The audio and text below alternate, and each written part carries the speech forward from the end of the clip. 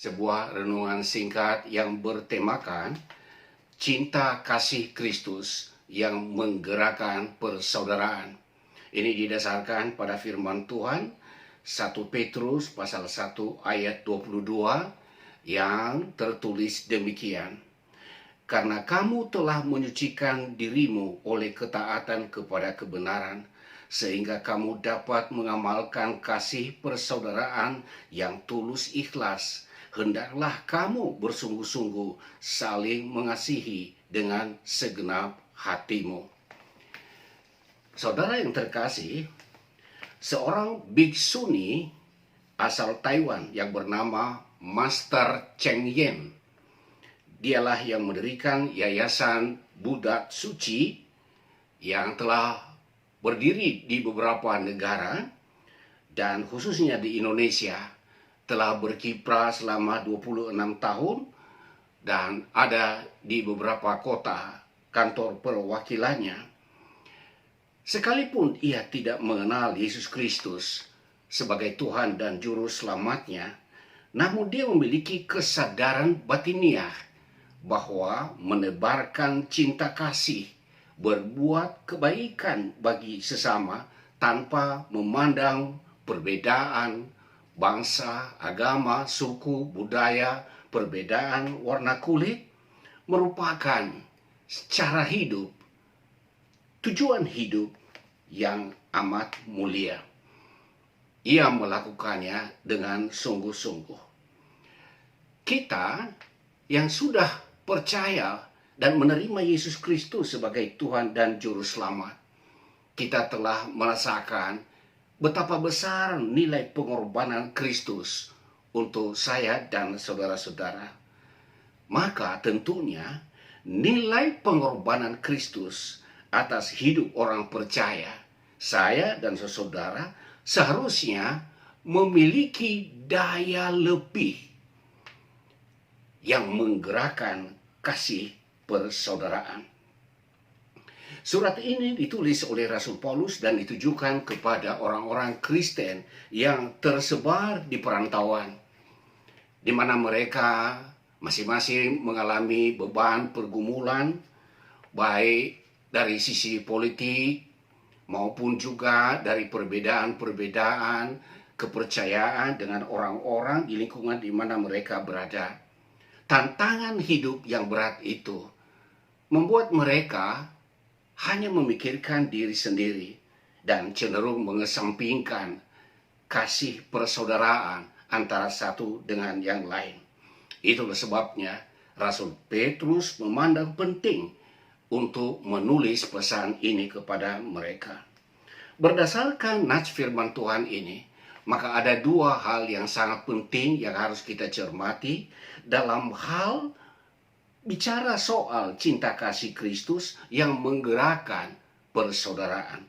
Yang pertama, pengorbanan Kristus dengan darahnya yang mahal menjadi dasar dan sekaligus menjadi teladan untuk mengasihi sesama sebagai saudara.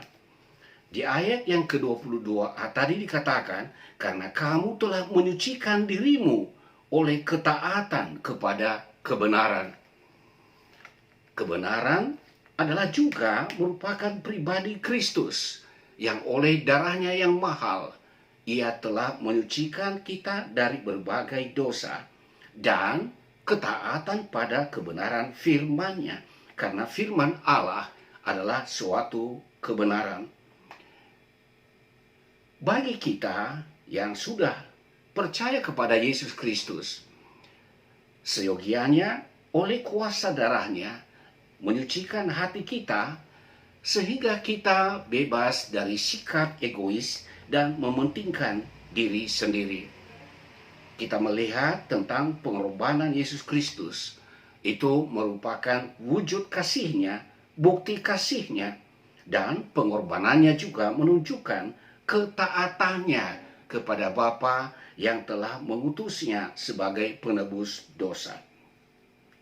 Bagi saya dan saudara-saudara, penting kita bertanya pada diri kita sendiri, sejauh manakah nilai pengorbanan Kristus itu telah kita sadari bahwa itu amat penting dan terlalu mahal harganya.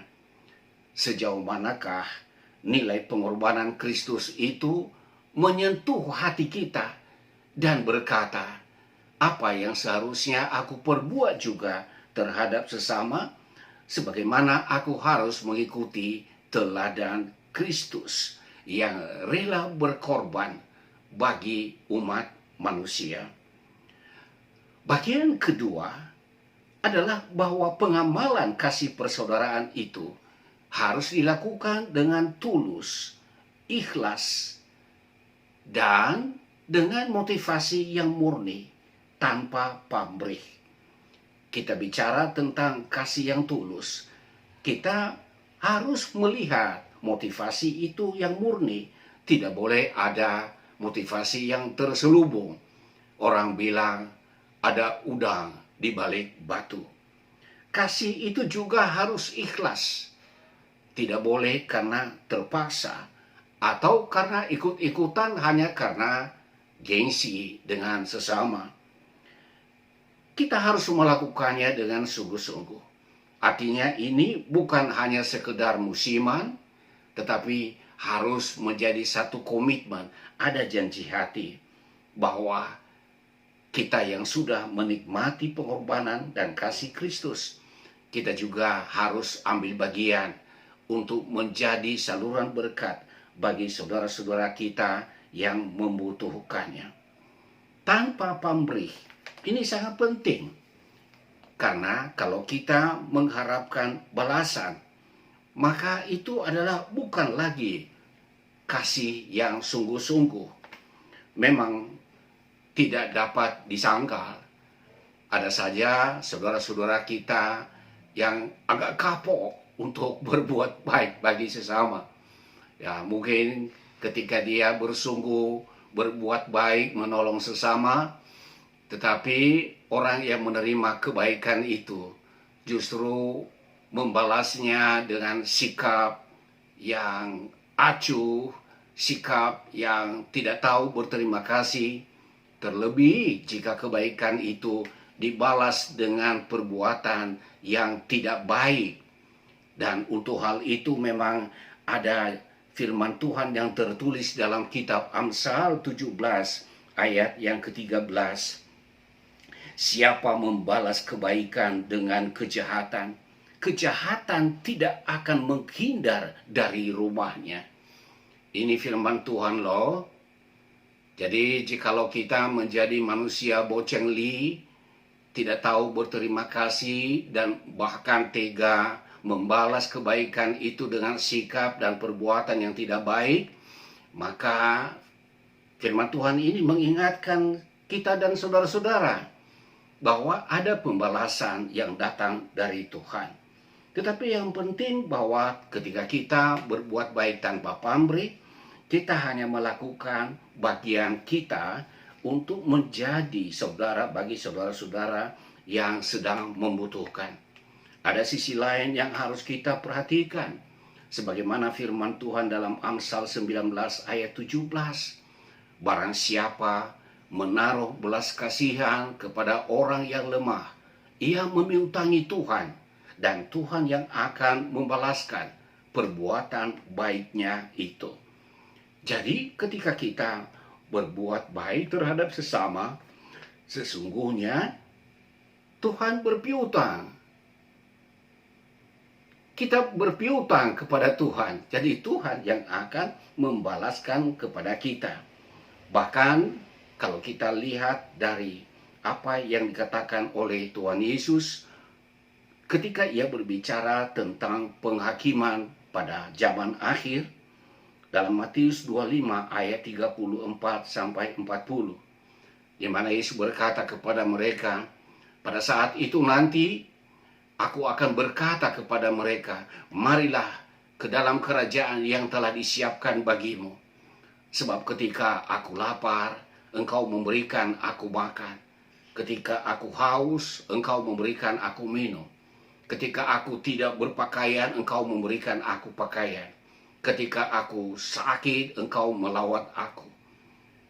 Orang-orang yang mendengar itu berkata, kapankah kami melihat Engkau, Tuhan?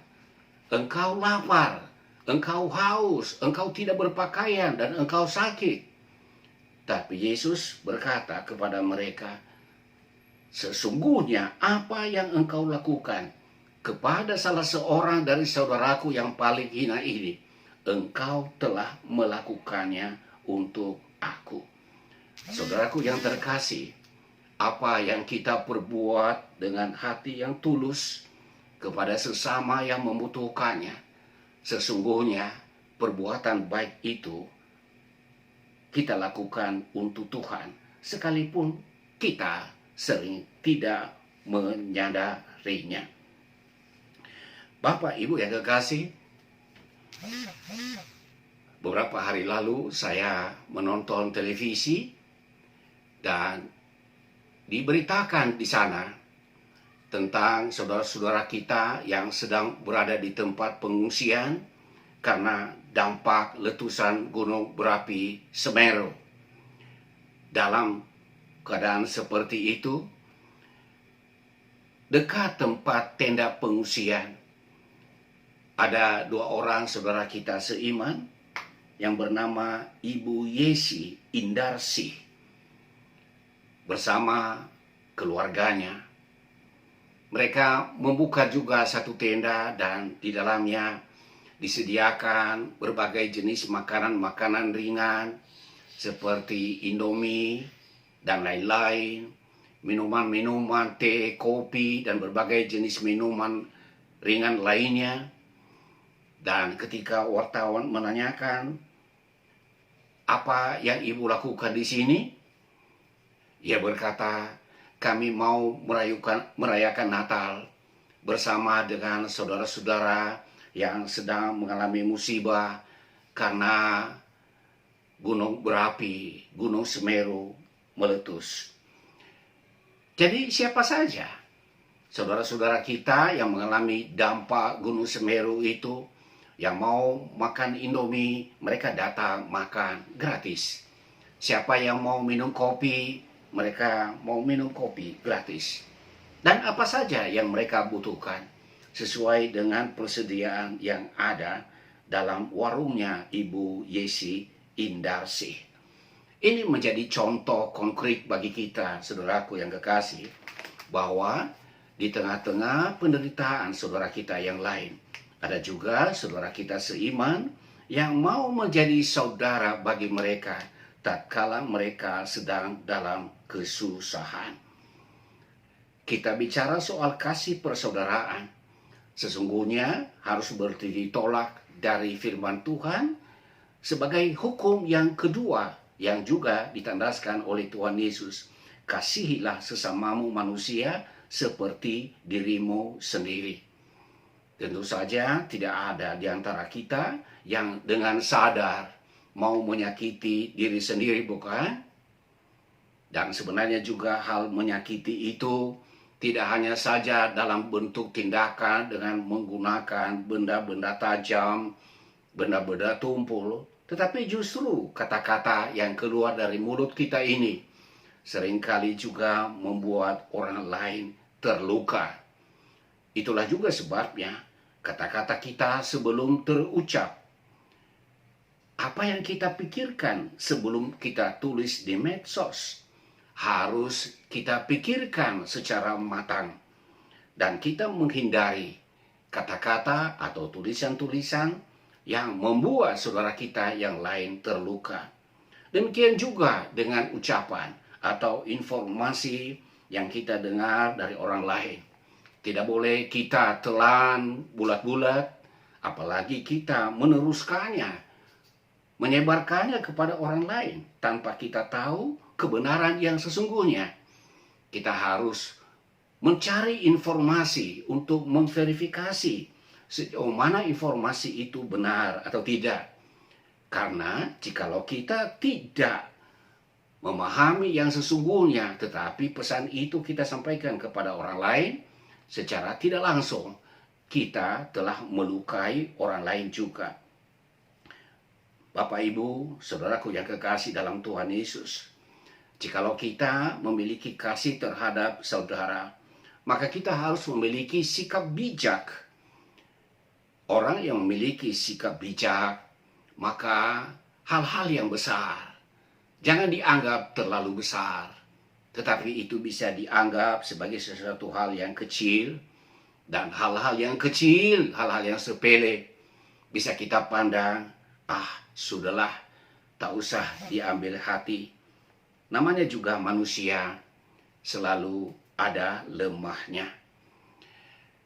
Di dalam hal kita berbuat baik terhadap sesama, bukan hanya dalam hal kata pesan yang tidak boleh melukai sesama, tapi juga dalam bentuk tindakan, tidak selalu dalam bentuk materi.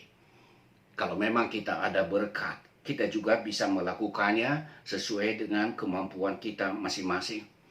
Tetapi waktu dan tenaga doa yang kita berikan, itu juga tidak kalah penting untuk mengungkapkan kasih persaudaraan dengan saudara-saudara kita yang lain. Dengan kita berdoa, kita percaya bahwa doa orang benar sangat besar kuasanya.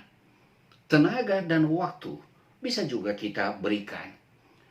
Saudaraku, hati saya amat terharu melihat saudara-saudara kita para tunanetra ketika mereka mendengar Gunung Semeru meletus dan ada banyak orang yang meninggalkan lokasi kejadian dan berada di kemah-kemah pengungsian. Maka para tunanetra ini meminta kepada saudara-saudara yang lain agar mereka dibawa ke tempat pengungsian itu. Dan apa yang mereka lakukan di sana? Memberikan pelayanan pijat gratis kepada pengungsi. Mereka yang merasa kelelahan, kecapean, dan mereka melakukannya sebagai bagian pelayanan untuk membangun persaudaraan dengan saudara-saudara kita yang lain. Kita dapat mewujudkan kasih persaudaraan itu dalam berbagai bentuk, baik dalam bentuk kata, dalam bentuk materi, doa, dan apa saja yang bermanfaat untuk saudara-saudara kita yang membutuhkannya. Ketika saya dan saudara telah merasakan betapa besar kasih Allah bagi kita, dan nilai pengorbanan Kristus itu sangat mahal harganya, maka seharusnya kita yang sudah menikmati cinta kasih Kristus melalui pengorbanannya yang nilainya amat mahal, seharusnya itu menjadi daya dorong yang amat kuat yang menggerakkan hati saya dan saudara-saudara untuk berbuat baik bagi sesama. Kiranya kebenaran firman Tuhan ini menggerakkan hati kita semua, hati saudara yang telah mendengarkannya, untuk ambil bagian berbuat baik bagi sesama. Tuhan memberkati.